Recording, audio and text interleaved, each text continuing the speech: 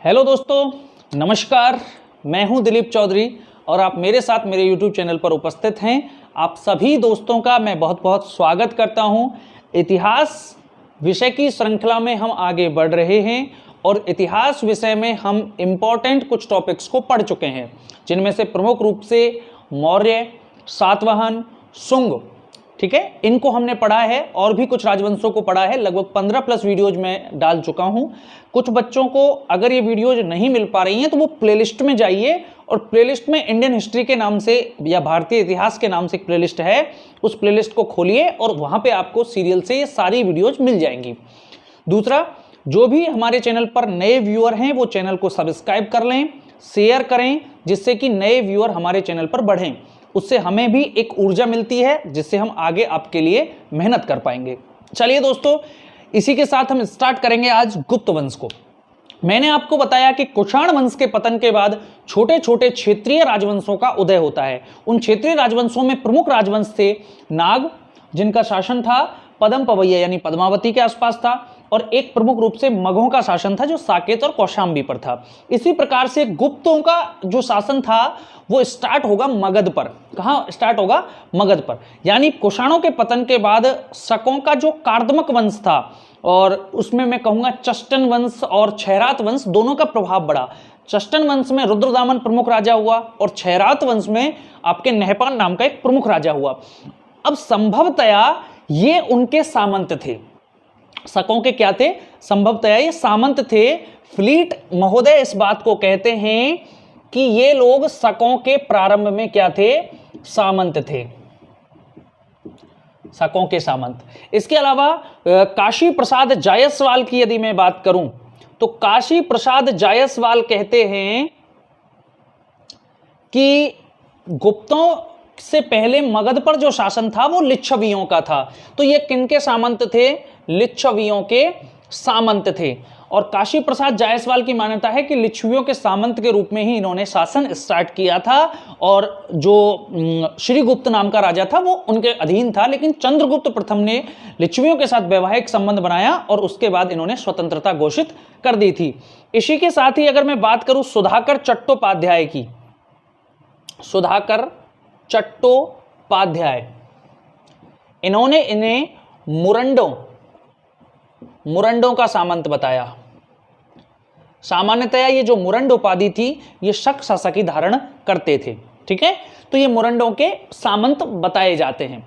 तो ये मान लीजिए कि गुप्त वंश प्रारंभ में इनकी जो उत्पत्ति होगी वो एक सामंत के तौर पर होगी, और सामंत के बाद इनके जो घटोत्कच नाम का जो राजा होगा वो गंगा के क्षेत्र में अपना प्रभाव स्थापित करेगा।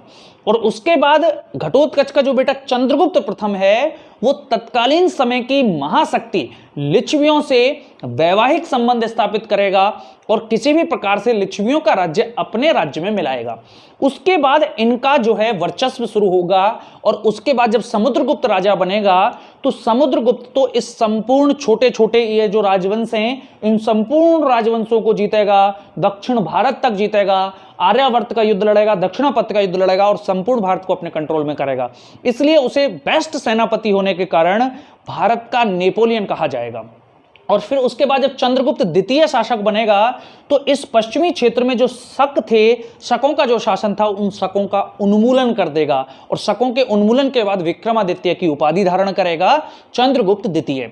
एक चीज मैं यहां पे आपको एक पहले बता देना चाहता हूं कि कुछ राजाओं के नाम के पहले प्रथम और द्वितीय, तृतीय ऐसे नाम आपको मिल जाएंगे, जैसे चंद्रगुप्त प्रथम, चंद्रगुप्त द्वितीय। तो कुछ बालक जो हैं उनके समझ नहीं आता कि ये कौन प्रथम है और कौन द्वितीय है। तो आप इस प्रकार से समझें कि आपका नाम है जैसे राम, तो आप राम प्रथम हुए, उसके बाद आपका बेटा कोई हुआ जिसका नाम हो गया श्याम, श्याम के बाद फिर उसका कोई बेटा हुआ, उसका नाम भी यदि राम रख दिया जाए तो वह कहलाएगा राम द्वितीय। यानी एक पहला जो राजा होगा किसी नाम का उसे प्रथम कहेंगे, उसके बाद उस राजवंश में, उस डायनेस्टी में कोई दूसरा राजा उसी के नाम से यदि होता है तो उसे द्वितीय कहेंगे, और यदि फिर उसी राजवंश में तीसरा कोई राजा होता है तो उसे तृतीय कहा जाएगा। तो इस प्रकार से आप इस चीज को समझ लें। चलिए अब हम बात करेंगे कि गुप्त डायनेस्टी का उदय जो हमने समझा था, उसके बाद इनका पहला राजा जो है वो कौन हुआ। तो गुप्त वंश में जो पहला राजा देखेंगे हम, गुप्त वंश का जिसे हम संस्थापक कहेंगे, वो संस्थापक माना जाएगा श्रीगुप्त को। किसको माना जाएगा? श्रीगुप्त को माना जाएगा। और श्रीगुप्त को क्यों माना जाएगा? तो उसका एक कारण है कि गुप्तों के जो लेख मिले हैं, उन लेखों पर श्रीगुप्त का नाम जो है अंकित मिलता है। साथ ही श्रीगुप्त के 2 मोहर मिली हैं। श्रीगुप्त ने कोई भी सिक्के नहीं चलाए, इसके कोई सिक्के नहीं मिले, चलाए भी होंगे तो मिले नहीं हैं। इसकी 2 मोहर मिली हैं। उन मोहरों में एक पर लिखा हुआ है गुप्तस्य, गुप्तस्य, और एक पर लिखा है श्रीगुप्तस्य। अब ये दोनों जो मोहरें हैं ये ब्राह्मी लिपि में जो है इन पर लिखा गया है, और ये संस्कृत व प्राकृत भाषा के मिश्रण में प्राप्त हुई है। यानी संस्कृत और प्राकृत के मिश्रित थी मोहरों पे जो लिखा हुआ है, और ब्राह्मी लिपि में वो लिखा हुआ था गुप्तस्य और श्रीगुप्तस्य। तो इससे जानकारी मिलती है कि कोई गुप्त या श्रीगुप्त नाम का इनका कोई शासक रहा था, इनका कोई आदि पुरुष श्रीगुप्त नाम का रहा था। जबकि अगर मैं बात करूं कुछ अभिलेखों की, जैसे प्रभावती गुप्ता ने कुछ अभिलेख लिखवाए। प्रभावती गुप्ता कौन है? तो प्रभावती गुप्ता चंद्रगुप्त द्वितीय की बेटी थी। इसने पूना और रिद्धपुर में 2 ताम्रपत्र लगवाए। इन दोनों ताम्रपत्रों में इनका संस्थापक माना गया है घटोत्कच को, यानी इनकी वंशावली शुरू होती है घटोत्कच से। तो इससे यह प्रूफ होता है कि घटोत्कच नाम का कोई राजा इनका संस्थापक रहा होगा। साथ ही अगर मैं बात करूं सुपिया अभिलेख की, सुपिया अभिलेख किसका है? स्कंदगुप्त का। स्कंदगुप्त का ये अभिलेख है सुपिया, जो रीवा मध्य प्रदेश से प्राप्त हुआ है। इसमें भी जो वंशावली शुरू हुई है वो घटोत्कच से हुई है। तो इस आधार पर विद्वानों ने यह तर्क दिया कि घटोत्कच ही इनका प्रारंभिक संस्थापक रहा होगा। लेकिन आपको ये जो 2 मोहरें मिली हैं, इन मोहरों से ये प्रूफ होता है, साथ ही गुप्तों के जो लेख हैं उनसे प्रूफ होता है कि श्रीगुप्त नाम का ही इनका पहला कोई राजा रहा था। श्रीगुप्त के बाद दूसरा राजा हुआ था घटोत्कच। ठीक है, तो पहला जो राजा था इनका, जो संस्थापक था गुप्तों का, वो कौन था? श्रीगुप्त था। तो श्रीगुप्त के बाद इसका जो बेटा था वो राजा बनेगा, जिसका नाम है घटोत्कच। अब बात यदि मैं इनकी करूं कि इनकी स्थिति क्या थी, तो फ्लीट ने बात कही थी कि श्रीगुप्त जो है वो शकों का सामंत था। ठीक है, काशी प्रसाद जायसवाल इसे लिच्छवियों का सामंत करार देता है। और इसी के साथ अगर मैं बात करूं सुधाकर चट्टोपाध्याय की, तो वो इन्हें श्रीगुप्त को किसका सामंत बताते हैं? मुरंडों का सामंत करार देते हैं। ठीक है, अब श्रीगुप्त की यह चीज कैसे पता लगती है कि श्रीगुप्त और घटोत्कच दोनों छोटे राजा थे, और इन दोनों के नाम के आगे टाइटल जो मिलता है वो मिलता है महाराज। क्या नाम मिलता है? महाराज नाम का टाइटल मिलता है। तो संभवतया देखिए, यहां महाराज को थोड़ा समझेंगे कि शकों के जो सामंत होते थे, शकों के टाइम पे ये स्थिति थी कि एक तो होता था क्षत्रप और एक होता था महाक्षत्रप। जैसे हमने जब चष्टन वंश पढ़ा तो चष्टन तो क्षत्रप था और रुद्रदामन महाक्षत्रप था। क्षत्रप जो था, इसी प्रकार का टाइटल हमारे यहां चलता है महाराज, और महाक्षत्रप प्रकार का टाइटल चलता है महाराजाधिराज। अब जो ये क्षत्रप था ये तो किसके अधीन होता था? महाक्षत्रप के। इसी तरह जो महाराजाधिराज था उसके अधीन कुछ महाराज होते थे, यानी महाराज की स्थिति सामंत जैसी थी। तो संभवतया श्रीगुप्त और घटोत्कच दोनों कैसी स्थिति में थे? सामंत स्थिति में थे। ये किसी न किसी के सामंत अवश्य थे। ठीक है, इनकी कोई स्पष्ट कह सकते हैं स्वतंत्र स्थिति नहीं थी, और इसीलिए इनकी टाइटल महाराजाधिराज नहीं मिलता, क्योंकि प्राचीन काल में सामंतों के टाइटल होता था महाराज, उपाधि होती थी उनकी महाराज। ठीक है, तो श्रीगुप्त और घटोत्कच क्या थे? सामंत स्थिति से थे। और इन दोनों का जो टाइमिंग रहा वो टाइमिंग रहा 275 से लेकर 319 या 20 ईस्वी। 275 से लेकर 319 या 20 ईस्वी तक इन दोनों का शासनकाल रहा। इस वंश का संस्थापक श्रीगुप्त रहा, लेकिन घटोत्कच ने गंगा क्षेत्र में प्रभाव स्थापित किया। क्या किया? प्रभाव स्थापित किया, यानी घटोत्कच ने श्रीगुप्त के साम्राज्य को सुदृढ़ता प्रदान की होगी। जब इनका राजा घटोत्कच का बेटा राजा बनेगा, जिसका नाम है चंद्रगुप्त प्रथम, ये चंद्रगुप्त प्रथम जब राजा बनेगा तो ये अपने को स्वतंत्र स्थिति में लाएगा और अपनी टाइटल ग्रहण करेगा महाराजाधिराज। गुप्तों का पहला राजा जिसकी टाइटल महाराजाधिराज थी वो कौन था? वो चंद्रगुप्त प्रथम था। चंद्रगुप्त प्रथम ने महाराजाधिराज का टाइटल ग्रहण किया था। चंद्रगुप्त प्रथम जो शासक बनेगा वो 319 या 320 में शासक बनेगा और ये 350 ईस्वी तक शासक रहेगा।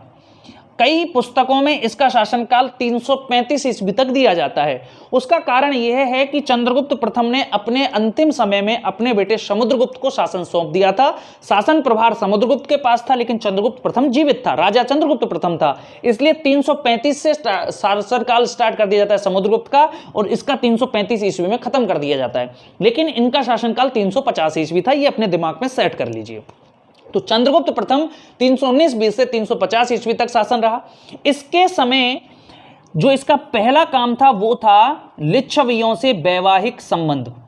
लिच्छवियों से वैवाहिक संबंध। अब समझें कि लिच्छवियों से इसका वैवाहिक संबंध था, तो ये लिच्छवियों से वैवाहिक संबंध इसने स्थापित किया और लिच्छवियों की उस समय दो शाखा थी, वैशाली में थी, दूसरी नेपाल में थी। लिच्छवी एक गणराज्य था, मैंने आपको पहले भी इसको महाजनपद काल में बताया था। वैशाली में जो इनकी राजधानी थी, लेकिन बाद में प्रथम शताब्दी में या द्वितीय शताब्दी में नेपाल में इनका एक अलग राज्य स्थापित हुआ था। वैशाली के जो लिच्छवी थे उनके साथ इसने वैवाहिक संबंध स्थापित किया। ये उसी प्रकार से था जैसे हरिंक वंश का राजा बिंबिसार लिच्छवियों की पुत्री चेटक की लिच्छवियों में जो चेटक राजा था उसकी जो पुत्री थी चेलना या छलना, उसके साथ उसने विवाह किया। उसी प्रकार से चंद्रगुप्त प्रथम ने लिच्छवियों की पुत्री कुमार देवी से विवाह किया। किससे विवाह किया? कुमार देवी से विवाह किया। तो इससे स्पष्ट होता है कि इस चंद्रगुप्त प्रथम ने किसको कॉपी किया, किसको फॉलो किया? तो वो राजा कौन था? उसका नाम था बिंबिसार। किसको कॉपी किया था? बिंबिसार को किया था। इसलिए जो हेमचंद्र राय चौधरी हैं, हेमचंद्र राय चौधरी, वो इसे कहते हैं द्वितीय मगध साम्राज्य का संस्थापक। द्वितीय मगध साम्राज्य का संस्थापक क्यों कहते हैं? क्योंकि इसने लिच्छवियों से वैवाहिक संबंध करके और खुद को स्वतंत्र घोषित किया और उसके बाद इसकी जो गुप्त वंश था वो चरमोत्कर्ष पर पहुंच गया। जिस प्रकार से बिंबिसार ने मगध साम्राज्य का उदय किया पहली बार, उसी प्रकार इसने द्वितीय बार वैवाहिक संबंध से क्या किया? मगध साम्राज्य का उत्कर्ष किया। इसलिए उसने द्वितीय मगध साम्राज्य का संस्थापक इसे कह दिया। इसको अपने वंश को स्वतंत्रता दिलाने वाला शासक भी कहा जाता है, क्योंकि ये पहला राजा था जो स्वतंत्र था, जिसने महाराजाधिराज का टाइटल लिया था। बाकी राजाओं की महाराज की उपाधि मिली है, श्रीगुप्त की और घटोत्कच की, तो उससे प्रूफ होता है। अच्छा, अब यहां बात करेंगे कि लिच्छवियों से इसका वैवाहिक संबंध हुआ कुमार देवी से, ये कैसे प्रूफ होता है? तो ये प्रूफ होता है दो तरह से। पहला सिक्के और दूसरा समुद्रगुप्त का नाम। समुद्रगुप्त की प्रयाग प्रशस्ति में नाम मिला है उसका लिच्छवी दौहित्र। क्या नाम मिला है? लिच्छवी दौहित्र। दौहित्र क्या होता है? दुहिता। दुहिता एक शब्द होता है संस्कृत में जिसका अर्थ होता है बेटी, और बेटी का जो पुत्र होता है उसे बोलते हैं दौहित्र। तो लिच्छवियों की बेटी का पुत्र, लिच्छवी दौहित्र का मतलब हुआ लिच्छवियों की बेटी का पुत्र। तो संभवतः समुद्रगुप्त की माता कौन थी? लिच्छवियों की बेटी थी। इसका मतलब चंद्रगुप्त प्रथम ने लिच्छवियों की पुत्री के साथ विवाह किया था। दूसरा, इसके सिक्के। इसके सिक्के मिले हैं जिसको कहा जाता है राजा रानी प्रकार या लिच्छवी प्रकार। इसके अलावा चंद्रगुप्त कुमार देवी प्रकार, इस प्रकार के इन्हें सिक्के कहा जाता है। यानी राजा रानी प्रकार के सिक्के, लिच्छवी प्रकार के सिक्के, चंद्रगुप्त कुमार देवी प्रकार के सिक्के कहा जाता है इनको। ये सिक्के टोटल जो हैं वो 25 मिले हैं। कितने सिक्के मिले हैं? 25 सिक्के मिले हैं। और ये सिक्के मुख्य रूप से बयाना से, इसके अलावा गाजीपुर उत्तर प्रदेश से, यहां से वाराणसी से, इस प्रकार से ये टोटल मात्रा में मिले हैं। ये जो सिक्के हैं ये स्वर्ण के सिक्के हैं। कैसे सिक्के हैं? स्वर्ण सिक्के हैं। इन सिक्कों पर एक तरफ जो है वो उत्कीर्ण मिलता है इन दोनों के चित्र, एक तरफ चंद्रगुप्त और दूसरे उसी सिक्के में, एक साइड की बात कर रहा हूं, एक साइड में चंद्रगुप्त का चित्र मिला रहेगा और कुमार देवी का चित्र मिल जाएगा। ठीक है, और उनके नीचे इनके नाम मिलेंगे। और दूसरी साइड में जो है वो सिंह वाहिनी दुर्गा का चित्र मिलेगा, सिंह वाहिनी देवी का चित्र मिलेगा यानी दुर्गा का चित्र मिलेगा, और उसके नीचे लिखा हुआ मिलेगा लिच्छवय, लिच्छवय ये मिलता है उत्कीर्ण। तो इनसे प्रूफ होता है कि ये जो चंद्रगुप्त प्रथम था इसने लिच्छवियों की राजकुमारी कुमार देवी से विवाह किया था। अब यहां पर इस कुमार देवी से इसने विवाह किया, इसके दो मायने थे उस जमाने में।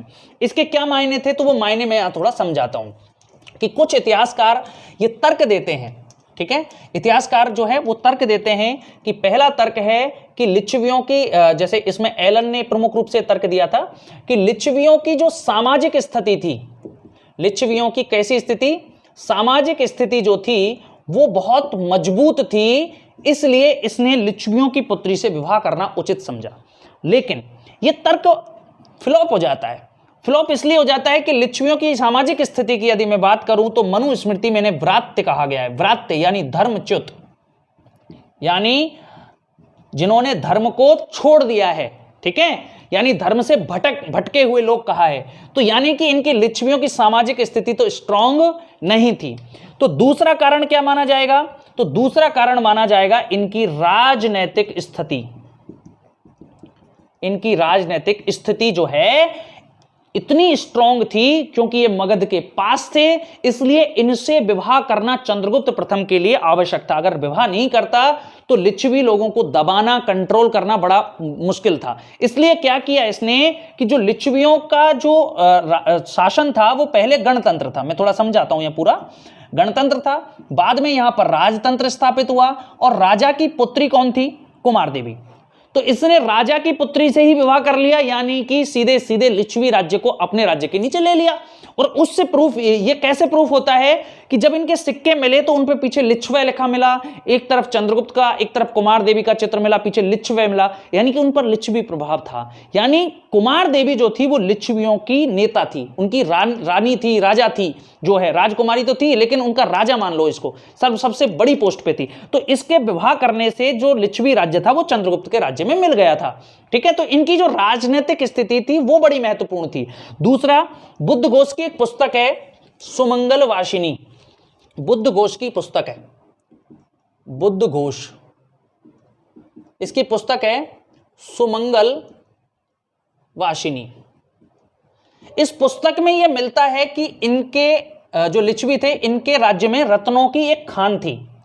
उस रत्नों की खान के लिए ही आपको पता हो तो अजात शत्रु ने पहले हमला किया था। मैंने आपको बताया था कि लिच्छवियों का एक राजा था चेटक, उसकी बहन थी चेलना, चेलना के बेटे थे हल और बेहल, और हल और बेहल जो थे वो बिंबिसार के बेटे थे, और बिंबिसार जो था उस बिंबिसार का एक बेटा अजात शत्रु था, और अजात शत्रु के एक हार को वो ले गए हल और बेहल। वो तो एक कारण था ही अजात शत्रु का वज्जी संघ पर आक्रमण करना, लिच्छवी राज्य पर आक्रमण करना। दूसरा उसका जो कारण था वो रत्नों की खान थी, उसको प्राप्त करना चाहता था अजात शत्रु। उसी रत्नों की खान को चंद्रगुप्त प्रथम भी प्राप्त करना चाहता था, और चंद्रगुप्त प्रथम को रत्नों की खान कब मिलेगी, जब लिच्छवी राज्य उसके राज्य में होगा। और लिच्छवी राज्य को एक तो या तो युद्ध करके जीते, और दूसरा इसने किस तरह से जीता, तो इसने युद्ध नहीं प्रेम से जीता, उससे विवाह कर लिया, उनकी राजकुमारी से विवाह कर लिया, तो वो राज्य सीधे सीधे इसके राज्य में मिल गया, ठीक है। तो इस प्रकार से इसका पहला कार्य रहा चंद्रगुप्त प्रथम का, वो रहा विवाह करना। विवाह के माध्यम से इसने वैशाली को अपने कंट्रोल में कर लिया। अब मगध में क्या आ गया, वैशाली आ गया। अब इसके पड़ोसी थे कौशांबी और साकेत। कौशांबी और साकेत में, कौशांबी और साकेत इन जगह पर शासन कर रहे थे मग राजवंश था। यहां पे एक कौन सा राजवंश था, मग राजवंश था, ये यहां पे शासन कर रहा था। तो इसने क्या किया, इन मग राजवंश को पराजित किया, और पराजित करके चंद्रगुप्त प्रथम ने इसे अपने राज्य में मिला लिया। यानी अब इसका राज्य कहां तक फैल गया था, ये इतना बड़ा इसका राज्य स्थापित हो चुका था। ये चंद्रगुप्त प्रथम ही इस वंश का पहला स्वतंत्र शासक था, जो इसकी टाइटल से पता लग जाता है। दूसरा, इसने अपने राज्य का प्रसार भी किया, अपने राज्य में कौशांबी और साकेत को मिला लिया, वैशाली को मिला लिया। इसने एक स्थापित राज्य किया, एक छोटा मजबूत राज्य का बनाया था, और अपनी स्थिति को भारत में सबसे प्रबल कर लिया था उस समय के तत्कालीन राजवंशों में, ठीक है। तो यह चंद्रगुप्त प्रथम का पूरा सीन था। अब चंद्रगुप्त प्रथम के जो सिक्के मिलते हैं, इसके अलावा इसकी जानकारी जो मिलती है वो प्रमुख रूप से मिलती है इसके द्वारा चलाए गए संवत से। इसने एक संवत चलाया, और उस संवत का नाम है गुप्त संवत। गुप्त संवत। और ये गुप्त संवत प्रचलन में आया 319 या 320 ईस्वी में प्रचलन में आया, जब ये अपने राजगद्दी पर बैठा था चंद्रगुप्त प्रथम। तो इसने राजगद्दी पर बैठते ही क्या चलाया था, ये संवत चलाया था। किसने, चंद्रगुप्त प्रथम ने। शासनकाल 319 या 20 से लेकर 350 ईस्वी तक इसका शासन रहा। तो इसने गद्दी पर बैठते ही 319-20 में गुप्त संवत चलाया था। राजस्थान एसआई की परीक्षा में जो लास्ट ईयर हुई थी 2018 में 5 अगस्त को, उसमें यह प्रश्न आया था कि गुप्त संवत कब चलाया, तो उसमें 319-20 ऑप्शन में नहीं था, उसमें 322 ईस्वी ऑप्शन में था। ठीक है, तो ये भी आप ये डेटा भी याद रखें कि 322 ईस्वी अगर ये ऑप्शन में नहीं हो तो, और उसको उत्तर यही माना गया था, तो 322 ईस्वी जो है इसका सही आंसर हो जाएगा। अगर 319-20 नहीं है तो एग्जैक्ट जो डेट मानी जाती है वो 319-20 मानी जाती है। 319-20 में इसने गुप्त संवत का चलाया था। और चूंकि ये जो गुप्त थे ये काफी स्ट्रांग हो चुके थे, इसलिए गुप्त संवत उस टाइम काफी पॉपुलर भी हो गया था। इन गुप्तों के जितने भी अभिलेख मिलेंगे उनमें गुप्त संवत का उल्लेख ही किया जाएगा। ठीक है, तो इसने गुप्त संवत का संचालक था। इससे पहले कुछ संवत चलाए गए थे, जैसे विक्रम संवत। कुछ संवत बता देता हूं। विक्रम संवत किसने चलाया, विक्रमादित्य ने। कब चलाया, 57 BC में चलाया। इसी के अलावा मैंने एक और बताया था आपको, शक संवत किसने चलाया, कनिष्क ने चलाया। और कब चलाया, ये 78 ईस्वी में चलाया। इसके अलावा एक संवत और चला था, कलचुरी चेदी संवत। कलचुरी चेदी संवत, ये कलचुरी या चेदी वंश ने चलाया था, जो दक्षिण भारतीय राजवंश था, और इसने 248 ईस्वी में इस संवत को चलाया था। ठीक है, तो ये कुछ संवत हैं, गुप्त संवत, विक्रम संवत, शक संवत, कलचुरी चेदी संवत, जो 248 ईस्वी में कलचुरी चेदी राजवंश द्वारा चलाया गया था। ठीक है, तो ये जो है इन्होंने चलाए थे। तो चंद्रगुप्त प्रथम का जो संवत था वो गुप्त संवत था। ठीक है, अब बात आती है इसके सिक्कों की। थोड़ा सिक्के इनके थोड़े से मैं और डिस्क्राइब करूंगा सिक्कों को। मैंने आपको बताया था कि इसके कुल मिलाकर 25 सिक्के मिले हैं, जो बयाना तक फैले हुए थे, इस क्षेत्र तक फैले हुए थे, आपके यहां तक। ठीक है, बयाना, आपके साकेत, कौशाम्बी, वाराणसी, इसके अलावा गाजीपुर उत्तर प्रदेश, यहां से इसके सिक्के मिले हैं। मुख्य रूप से 25 सिक्के मिले हैं। ये जो सिक्के थे ये स्वर्ण के थे, लेकिन इन स्वर्ण सिक्कों जैसा ही एक इसका चांदी का सिक्का भी मिला है। हाल ही में ये चांदी का सिक्का मिला है। इससे पहले यह माना जाता था कि गुप्त वंश के राजाओं में चंद्रगुप्त द्वितीय ने ही आपके रजत सिक्के चलाए थे। रजत यानी चांदी के सिक्के चलाए थे, जिनको क्या कहा जाता था, चांदी के सिक्कों को रुपयक कहा जाता था, स्वर्ण के सिक्कों को क्या कहा जाता था, दीनार कहा जाता था, और इनके तांबे के सिक्कों को क्या कहा जाता था, माशक कहा जाता था। तो रजत सिक्के या रुपयक जो चलाए थे वो चंद्रगुप्त द्वितीय ने चलाए, लेकिन इसका एक सिक्का चंद्रगुप्त प्रथम का मिला है, जिस पर सेम वही जो स्वर्ण सिक्कों पर जो लिखा हुआ है वही बनावट, उस जैसा ही सेम सिक्का है चांदी का। तो इससे प्रूफ होता है कि इसने भी चांदी के सिक्के चलाए। ठीक है, लेकिन इसका एक ही सिक्का मिला है, इसलिए इसके बारे में अभी जो है चर्चाएं हैं। अभी इतिहास में इसको जोड़ा नहीं गया है कि इसने चलाया, केवल आप समझ लें कि इसका एक चांदी का सिक्का मिल चुका है। तो इसके 25 सिक्के मिले। इसके सिक्कों पर जो है वो क्या मिलता है, इसके सिक्कों पर मिलता है, मैंने आपको बताया, एक तरफ 2 चित्र मिले, जिस पर एक तरफ चंद्रगुप्त और दूसरी तरफ कुमार देवी, और दूसरी तरफ जो है वो सिंह वाहिनी देवी का चित्र मिला, जिसके नीचे लिच्छवय मिला। अब यहां से कुछ विद्वानों ने यह तर्क दिया, जैसे कि मैं तर्क बात करूं, स्मिथ की बात करूं, स्मिथ कहता है कि इसने लिच्छवी राज्य को अपने राज्य में मिला लिया, और लिच्छवी राज्य को सम्मान प्रदान करने के लिए इसने उस पर लिच्छवे लिखवाया था, और उन लिच्छवियों की जो रानी थी या लिच्छवियों की जो राजकुमारी थी उसका चित्र भी उत्कीर्ण करवाया था। इसी प्रकार यदि मैं बात करूं वासुदान शरण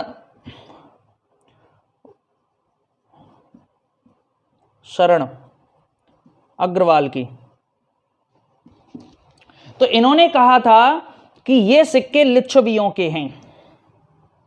इसने कहा कि ये सिक्के लिच्छवियों के हैं, क्योंकि लिच्छवियों के साथ जब इसने वैवाहिक संबंध स्थापित किया तो लिच्छवियों ने अपना प्रभाव स्थापित करने के लिए ये सिक्के चलाए थे, जो कि ज्यादातर इतिहासकारों द्वारा कह सकते हैं कि रिजेक्ट कर दिया गया। ये मत इंपॉर्टेंट नहीं है। आप इतना समझें कि चंद्रगुप्त प्रथम ने जो सिक्के चलाए थे, जिन पर एक तरफ लिच्छवे लिखा हुआ था, दूसरी तरफ इन दोनों के फोटो थे, तो उन पर लिच्छवी प्रभाव जरूर था, और वो लिच्छवी प्रभाव इसलिए था क्योंकि इसने लिच्छवी राज्य को अपने राज्य में मिलाया, और दूसरा लिच्छवियों को अगर इंपॉर्टेंस नहीं देता तो लिच्छवी विद्रोह कर देते, इसलिए इसने लिच्छवियों को इंपॉर्टेंस देके रखी।